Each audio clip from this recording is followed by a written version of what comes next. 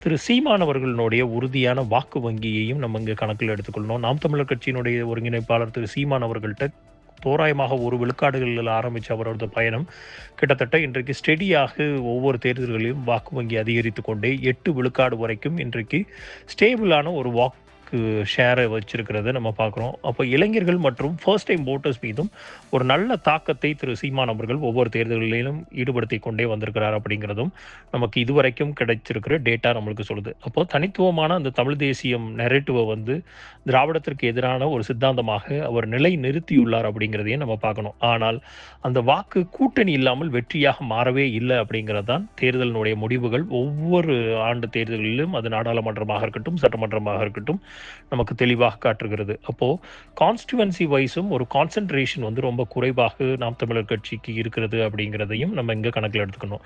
அப்போ சீமான் அவர்களுடைய வளர்ச்சி ரொம்ப ஸ்டெடியாக இருக்குது. ஆனால் ஒரு எக்ஸ்ப்ளோசிவா ஒரு மிக முக்கியமாக தேர்தலில் சீட்டுகளை வென்று ஆட்சி அமைக்கிறதற்கோ இல்லை எதிர்க்கட்சியா வருவதற்கோ இல்லைனா தோராயமாக ஒரு சதவீத வாக்குகளை சீட்டாக கன்வெர்ட் பண்ணக்கூடிய அந்த எக்ஸ்ப்ளோசிவான ஒரு ஸ்டாண்டர்டைஸ்டான ஒரு மெக்கானிசமை இல்லாமல் வைத்திருக்கிறது நாம் தமிழர் கட்சியினுடைய மிகப்பெரிய ஒரு பலவீனமாகவும் பார்க்கப்படுகிறது.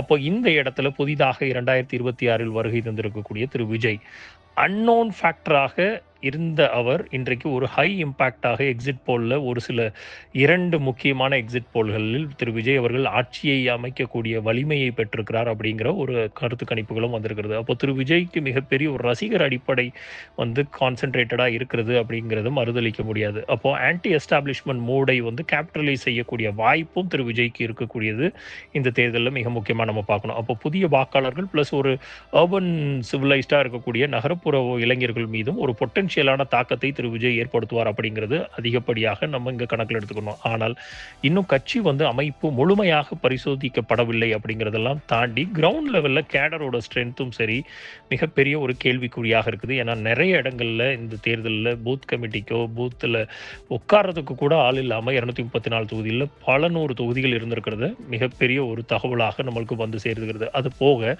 ஐடியாலஜி கிளாரிட்டி அப்படிங்கிறது தேர்தல் நடந்து முடிந்ததுக்கு அப்புறம் கூட மேல்தட்டு தலைவர்களுக்கும் இல்லை, தொண்டர்களுக்கும் இல்லை தாவேகாவிடம் அப்படிங்கிறதும் இங்கே நம்ம கணக்கில் எடுத்துக்கணும். அப்போது விஜய் ஒரு கேம் சேஞ்சராக மாறக்கூடிய வாய்ப்புகள் இருந்தாலும் பட்சத்தில், ஆனால் இது எக்ஸிகியூஷன் மீது மிகப்பெரிய ஒரு டிபெண்டன்சியை ஏற்படுத்துது. அதில் அவர்கள் மிகப்பெரிய ஒரு ஓட்டையை விட்டிருக்கிறார்கள் அப்படிங்கிறதும் நம்ம கணக்கில் எடுத்துக்கணும். இந்த ரீல்ஸினுடைய முழு வீடியோ த லீடர்ஸ் தமிழ் யூடியூப் சேனலில் கண்டுகளியுங்கள்.